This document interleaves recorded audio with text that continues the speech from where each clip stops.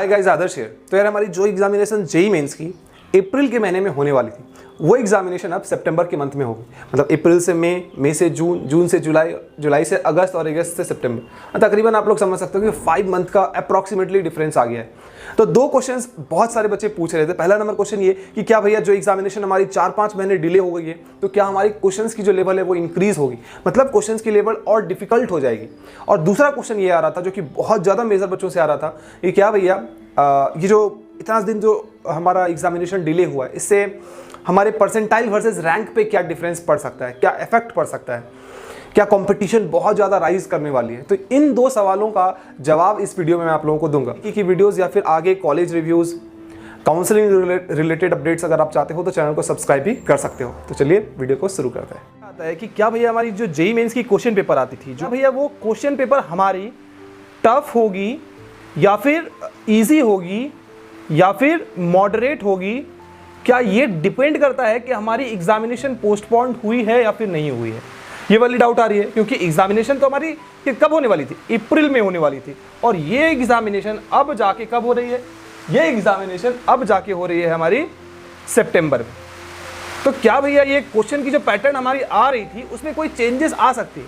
तो पहली बात तो ये यार, जो हमारी क्वेश्चन पेपर जो बनती है, ये क्वेश्चन पेपर हमारा 1 साल में 1 ईयर का टाइम दिया जाता है इस क्वेश्चन को बनाने में। तो जो हमारी जनवरी में एग्जामिनेशन हो गई, उसके बाद हमारी अप्रैल की जो एग्जामिनेशन होने वाली थी उसकी क्वेश्चन पहले से ही बन चुकी थी। ऐसा नहीं कि यार हाँ अभी एग्जामिनेशन सितंबर में होने वाली है तो सितंबर से हम लोग 15 दिन पहले क्वेश्चंस बनाएंगे, ऐसा नहीं होता है।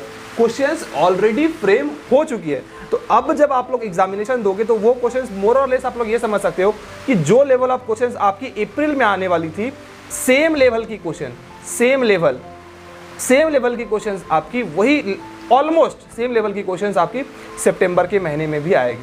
तो ऐसा नहीं है कि हाँ कोई कुछ बहुत ज़्यादा मेजर चेंजेस आ जाएंगे। तो वो मेजर चेंजेस आप लोगों को बहुत ज़्यादा देखने को नहीं मिलेंगे, ठीक है। मेजर चेंजेस आप लोगों को देखने को नहीं मिलेंगे। अब दूसरी बात ये आती है कि भैया क्या हमारी जो कंपटीशन है, ये मैं शॉर्ट फॉर्म में लिख रहा हूँ, ये जो हमारी कंपटीशन है, ये कंपटीशन हमारी हाई होगी या फिर लो होगी। मतलब क्या इफेक्ट पड़ सकता है जो हमारी एग्जामिनेशन पोस्टपोन हुई है, इससे हमारी ये कंपटीशन में क्या इफेक्ट पड़ सकता है, ये वाली क्वेश्चन आती है। तो इसको मैं समझाने की कोशिश करता हूँ यार। यहाँ पे मैं कुछ 4-5 कैटेगरी के स्टूडेंट्स बनाऊंगा, 4-5 कैटेगरी के मैं यहाँ पे स्टूडेंट्स बनाता हूँ। ऐसे स्टूडेंट्स जो कि 200 या फिर 200 से ज़्यादा नंबर लाते हैं, ऐसे स्टूडेंट जो कि 150 या 150 से ज़्यादा नंबर लाते हैं, ऐसे स्टूडेंट जो कि 100 से ज़्यादा नंबर लेके आते हैं, और ऐसे स्टूडेंट जो कि 50 से ज़्यादा लेके आते हैं और जो फिर 50 से कम वाले हैं। ये मैंने 5 कैटेगरी के स्टूडेंट बनाए, नंबर 1, नंबर 2, नंबर 3, नंबर 4 और नंबर 5। ये 5 कैटेगरी के मैंने यहाँ पे स्टूडेंट बनाए। अब सबसे बड़ा फैक्टर जो कि इफेक्ट करता है, सबसे बड़ा फैक्टर क्या होता है, वो होती है आप या फिर स्टूडेंट्स की स्पीड। वो क्या होती है, स्टूडेंट्स की स्पीड। मतलब कि कुछ बच्चों का ऐसा होता है कि वो 40 क्वेश्चन ही अटेम्प्ट कर सकते हैं 180 मिनट में। कुछ बच्चों का ऐसा होता है कि वो 50 क्वेश्चन ही अटेम्प्ट कर सकते हैं 180 मिनट में। कुछ बच्चों का ऐसा होता है कि वो 35 क्वेश्चन ही अटेम्प्ट कर पाते हैं 180 मिनट में। तो ये वाली जो फैक्टर है, ये सबसे बड़ा वाला फैक्टर आप लोगों के लिए सामने नज़र में आएगा, और यही चीज़ सबसे ज़्यादा इफेक्ट करता है। कैसे इफेक्ट करता है मैं वो आप लोगों को बताने की कोशिश करता हूँ। अब यार कुछ स्टूडेंट ऐसे हैं जो कि अगर अप्रैल में भी एग्जामिनेशन देते तो उनको 200 या फिर 200 से ज़्यादा मार्क्स आता, किन्हीं को 150 से ज़्यादा मार्क्स आता, किन्हीं को 100 से ज़्यादा मार्क्स आने वाला था, किन्हीं को 50 से ज़्यादा और किन्हीं को 50 से कम। अब एक बात गौर करने वाली ये है कि 200 या फिर 200 से ज़्यादा नंबर लाने वाले बच्चे कितने होते हैं, 200 या फिर 200 से ज़्यादा नंबर लाने वाले बच्चे बहुत कम। मतलब कि आप मान लो कि मैं सपोज मान लेता हूँ कि 10,000 बच्चे, 150 से ज़्यादा नंबर लाने वाले कितने बच्चे होते हैं, आप ये मान के चलो कि तकरीबन 20,000 बच्चे ऐसे होते हैं जो कि 150 से ज़्यादा लाते हैं। अब देखना कि ये डेंसिटी कितनी ज़्यादा बढ़ते जा रही है, इस चीज़ को गौर करना, ठीक है। या फिर 22,000 मान लो। अब 100 या 100 से ज़्यादा नंबर लाने वाले बच्चे कितने होते हैं, चलो 70,000 बच्चे ऐसे होते हैं जो कि 100 या फिर 100 से ज़्यादा नंबर लाते हैं। 50 से ज़्यादा नंबर लाने वाले बच्चे कितने होते हैं, 50 से ज़्यादा नंबर लाने वाले बच्चे होते हैं तकरीबन 4 से लेके 5 लाख। और बाकी जो बच्चे बचते हैं तकरीबन 4 लाख या 3 लाख या जो भी हो, सपोज कि मान लेते हैं ये 4 लाख, तो ये 4 लाख बच्चे 50 नंबर या 50 नंबर से कम लेके आते हैं। तो 200 से ज़्यादा नंबर वाले बच्चे जो थे वो थे 10 के, मतलब सिर्फ 10K का डिफरेंस है, ये अप्रॉक्स मैं बोल रहा हूँ। यहाँ पे आपको 12K का डिफरेंस देखने को मिला, यहाँ पे आपको 50K का डिफरेंस देखने को मिला, यहाँ पे आपको फिर देखने को मिला तकरीबन कितना मानूं 3 से लेके 4 लाख का डिफरेंस देखने को मिला, और यहाँ पे देखने को मिला आपको 4 लाख का डिफरेंस। मतलब आपके जितने कम मार्क्स आएंगे, स्कोर आपका जितना कम है, कंपटीशन वहाँ पे उतनी ज़्यादा है। मतलब वहाँ पे भीड़ बहुत ज़्यादा है, क्राउड बहुत ही ज़्यादा है उस जगह पे, समझ रहे हो। अब ये जो हमारा परसेंटाइल होता है, ये परसेंटाइल जो होता है, ये हमारा इस चीज़ से डिपेंड ही नहीं करता यार कि आपकी क्वेश्चन जो है वो टफ थी, इजी थी, उस चीज़ से डिपेंड ही नहीं करता। ये सिंपली इस चीज़ पे डिपेंड करता है कि कितने स्टूडेंट उस शिफ्ट में बैठे, बस एज सिंपल एज दैट। और उसको फिर एक तरीके से सपोज कि रैंक 1, रैंक 2, रैंक 3, ये उस चीज़ के ऊपर डिपेंड करता है कि आपको कितनी परसेंटाइल आई। मतलब कि 99.9999, उसके बाद 99.9998, तो ये सेकेंड हो गया, 99.9997, तो ये हो गया थर्ड। तो इस तरीके पे डिपेंड करता है। मतलब आपकी क्वेश्चन डिफिकल्ट थी, इजी थी, हार्ड थी, इससे कोई भी यहाँ पे इस चीज़ पे कोई फर्क नहीं पड़ता, समझ रहे हो। मतलब कि ये परसेंटाइल को इस चीज़ से लेना देना ही नहीं है, समझ रहे हो। ये परसेंटाइल को किस चीज़ से लेना देना है, परसेंटाइल को लेना देना है कि कितने स्टूडेंट ने एग्जाम दिया, कितने स्टूडेंट ने एग्जाम दिया, उस चीज़ से डिपेंड करता है कि उस शिफ्ट में कितने बच्चों ने एग्जामिनेशन दिया, उन बच्चों की एग्जामिनेशन कैसी गई, इस चीज़ के ऊपर डिपेंड करता है। अब जो हमारा ये लॉकडाउन हुआ है, इससे क्या इफेक्ट पड़ेगा, अब ये समझने की कोशिश करो। फिर इस जगह नजर आएगा कि बच्चे जो नीचे नंबर वाले बच्चे थे, मतलब जो सपोज कि जिनको 75 नंबर आने वाला था, वो बच्चों का मार्क्स इंक्रीज होके हो जाएगा 85। जो बच्चे को 85 आने वाला था, उन बच्चों का मार्क्स इंक्रीज होके हो जाएगा 100। जिन बच्चों को 100 आने वाला था, उनका मार्क्स इंक्रीज होके हो जाएगा 125। जिन बच्चों को 125 आने वाला था, उनका मार्क्स इंक्रीज होके हो जाएगा 145, इस तरीके से।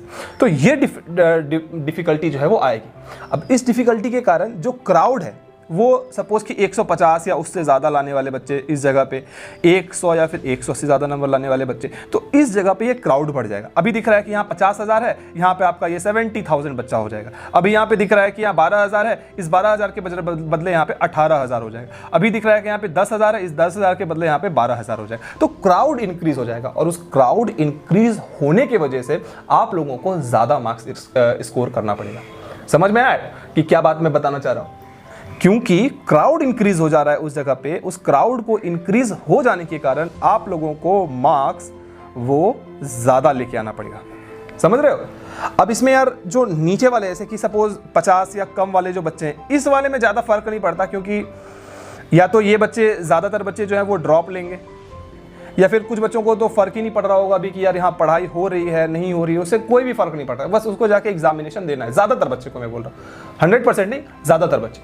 तो इफेक्ट किसको पड़ेगा, इफेक्ट पड़ेगा इस वाले रीजन में, ये वाला जो रीजन है 150 प्लस वाला। तो आप लोग ये मान के चलो कि अप्रैल की जो आप एग्जामिनेशन थी, वहाँ पे आप लोग ये टारगेट कर रहे थे कि मुझे 10 मार्क्स ज़्यादा लेके आना है, ये आप लोग टारगेट कर रहे थे। लेकिन अब जब एग्जामिनेशन आपकी सितंबर में हो रही है, तो इसी टारगेट को बढ़ा के आप लोग अपना 25 मार्क्स का टारगेट रखो कि मुझे 25 मार्क्स ज़्यादा लाने हैं, 10 मार्क्स ज़्यादा नहीं लाने, 25 मार्क्स। अब ये मत बोलना कि भैया मेरे 280 मैंने टारगेट रखा था तो अब मैं 305 कर लूँगा, ये बेवकूफ़ाना वाला बात हो जाएगा, समझ रहे हो। सपोज अगर आपने पहले टारगेट रखा था अप्रैल में कि मेरे 100 आएंगे, तो इस 100 के टारगेट को आप 125 मिनिमम कर दो, मिनिमम। उससे ज़्यादा जितने आ जाए वो अच्छी बात है, लेकिन मिनिमम इतने मार्क्स तो आपके आने ही चाहिए। अगर आपकी टारगेट 100 थी तो 125 होनी ही चाहिए। अगर ये नहीं हो पाएगी तो एटलीस्ट जो रैंक आप ये सोच रहे थे कि ठीक है भैया मेरी जनवरी की एग्जामिनेशन के हिसाब से मेरे 25,000 रैंक बन सकते थे, तो वो रैंक आपकी बन के नजर आएगी 30,000। समझ रहे हो, लुढ़क जाओगे। समझ में आया बात। अब एनआईटी में सीट कितनी है, तकरीबन 20,000 सीट है हमारी एनआईटी में, 11,000 से लेके 12,000 के तकरीबन सीटें हमारी आईआईटी में, 4.8 की सीट है हमारी ट्रिपल आईटी में, और जीएफटीआई में उससे भी कम है हमारा। तो इसका मतलब क्या है कि सीटें तो लिमिटेड है भाई, सीटें लिमिटेड है, तकरीबन 35 से लेके 38 के, मतलब 35,000 या 38,000 सीटें हैं, और बच्चे फाइट कर रहे हैं 10 लाख। वो बात अलग है कि हाँ 10 लाख बच्चे अगर फाइट कर रहे हैं, तो उन 10 लाख में से ये 4 लाख जो बच्चे होते हैं, 4 लाख 5 लाख जो बच्चे होते हैं, ये बच्चे पढ़ ही नहीं रहे होते हैं, पढ़ रहे होते हैं सिर्फ और सिर्फ 4 से 5 लाख बच्चे। और उन 4 से 5 लाख बच्चों में से 2 लाख ही ऐसे बच्चे होते हैं जो कि सिंसियरली पढ़ते हैं, जिनकी मेंस की कट ऑफ वो निकलती है। कितनी सीटें निकलती है, जैसे कि आप जेईई मेंस की एग्जामिनेशन जब दोगे तो तकरीबन 2.4 लाख बच्चे का जेई क्लियर होता है, 2.4 लाख, इंक्लूडिंग वो जो हमारा जैसे एससी हो गया, एसटी हो गया, ओबीसी हो गया, ईडब्ल्यूएस हो गया और जनरल हो गया, तो ये सब मिला के 2.4 लाख बच्चों का जेई मेंस निकलता है। तो यही वो बच्चे होते हैं जो कि सिंसियरली पढ़ रहे होते हैं। हाँ, मैं मानता हूँ कि कुछ ऐसे बच्चे भी होते हैं जिनका किसी वजह से एग्जामिनेशन से तबीयत खराब हो गई तो एग्जामिनेशन नहीं निकला, बट उनकी संख्या कम होती है। मान के चलते हैं कि 5-10 हज़ार बच्चे ऐसे होते हैं जिनकी तबीयत खराब होने की वजह से एग्जामिनेशन नहीं निकलती। बाकी बच्चे क्या है, बाकी बच्चे तो बस जाके एग्जामिनेशन में उनको बैठना है, समझ रहे हो।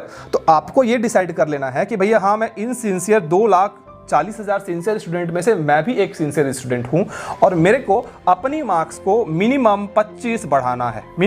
मिनिमम 25 बढ़ाना मैं बोल रहा हूँ, ये नहीं कि भैया आपने 25 बोला तो 25 ही बढ़ाऊंगा, ये नहीं। अगर आपके 50 मार्क्स इंक्रीज हो जाते हैं तो अच्छी बात है, अगर आपके 40 मार्क्स इंक्रीज हो जाते हैं तो अच्छी बात है, लेकिन मिनिमम ये 25 मार्क्स तो भैया मेरे को इंक्रीज करना ही करना है। समझ रहे बात को। तो अब समझ में आया कि हाँ, क्वेश्चन पेपर क्या होगी, डिफिकल्ट होगी या नहीं होगी, कंपटीशन इंक्रीज हो रहा है या नहीं हो रहा, समझ में आया कि नहीं आया, ये बताओ।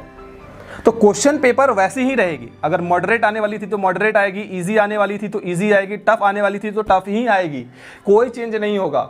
चेंज होगा किस चीज में, कंपटीशन में। बच्चे जो आप अभी 100 मार्क्स आ रहे थे अप्रैल में, तो आपके दिमाग में ये नहीं चल रहा कि मैं इतने दिन से पढ़ाई कर रहा हूं तो मेरी मार्क्स इंक्रीज हो कि 120 मार्क्स आएगी, तो क्या सिर्फ और सिर्फ आपकी 120 मार्क्स आएगी?